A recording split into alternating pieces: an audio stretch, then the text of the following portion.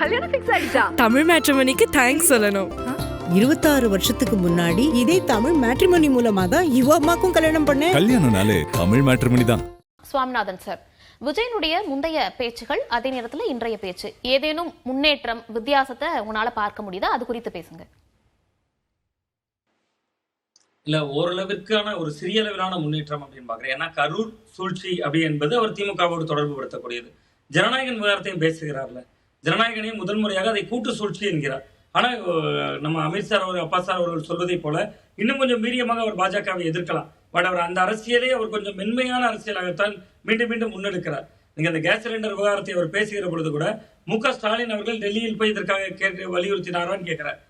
தமிழ்நாட்டில் இருக்கக்கூடிய, இந்தியாவில் இருக்கக்கூடிய அனைத்து மாநில முதல்வர்களும் டெல்லிக்கு போனாங்களா? அப்படி இல்லையே, அது போக முடியாது தானே. அப்ப கிட்டத்தட்ட அவர் அந்த இடத்தையும் தன்னுடைய அரசியல் லாபத்திற்காக பாஜகவை எதிர்க்காமல் திமுகவை மட்டுமே அதிலையும் ஒரு குற்றம் சாட்டுகிறார். பட் இருந்தாலும் கடந்த காலங்களோடு ஒப்பிடுகிற பொழுது அவர் மற்றும் வளர் என்கிற வார்த்தையை பயன்படுத்துகிறார். அதிமுக பாஜக கூட்டணியே ஒரு நிராகரிப்பு செய்கிறார்.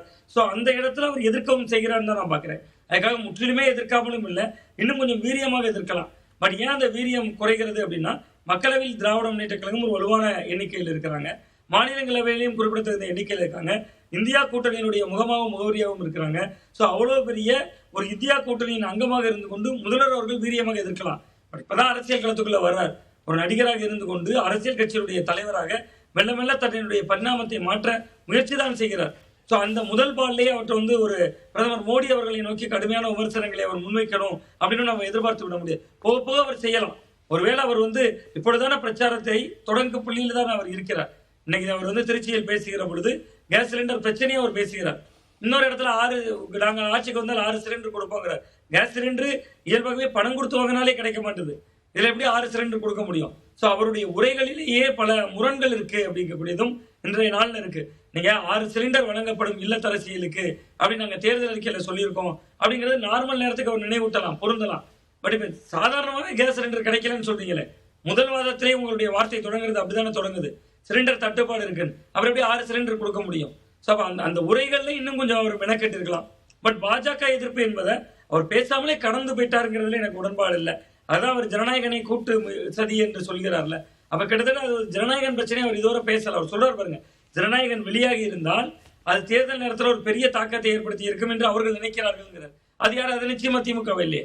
நீங்க திரைப்பட மத்திய அரசினுடைய தணிக்கை குழு உறுப்பினர்களை நியமிப்பது பாஜக அரசு தான் இன்றைக்கு.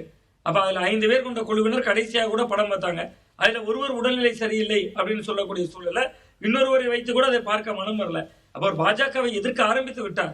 பட் அதை வீரியமாக எதிர்த்தால் நன்றாக இருக்கும். பட் அவர் அதை எதிர்க்க மாட்டேங்கிறார். அது காலப்போக்கில் அவர் செய்வாரா? இப்படியே தொடர்பு. இன்னொன்று, அவர் அங்கு பேசக்கூடிய தொகுதி, அந்த இடம் என்பது சிறுபான்மையினர் கணிசமா இருக்கக்கூடிய தொகுதி. அவர் போட்டியிடக்கூடிய திருச்சி மாவட்டத்தில் போட்டியிடக்கூடிய தொகுதி சிறுபான்மையினர் கணிசமா இருக்கிறார்கள். இனிகோ இருதயராஜ் அவர்களுடைய தொகுதி.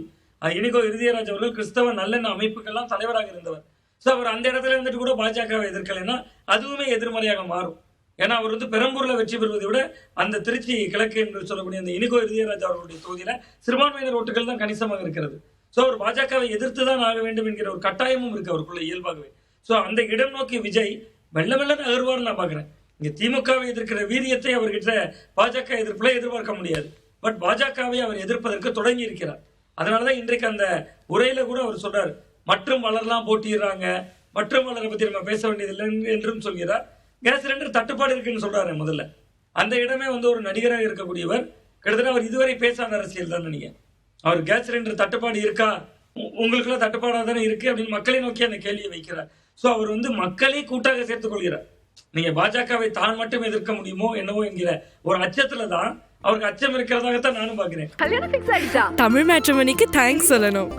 26 வருஷத்துக்கு முன்னாடி இதே தமிழ் மேட்ரிமோனி மூலமா தான் இவ அம்மாக்கும் கல்யாணம் பண்ணேன். கல்யாணம்னாலே தமிழ் மேட்ரிமோனி தான்.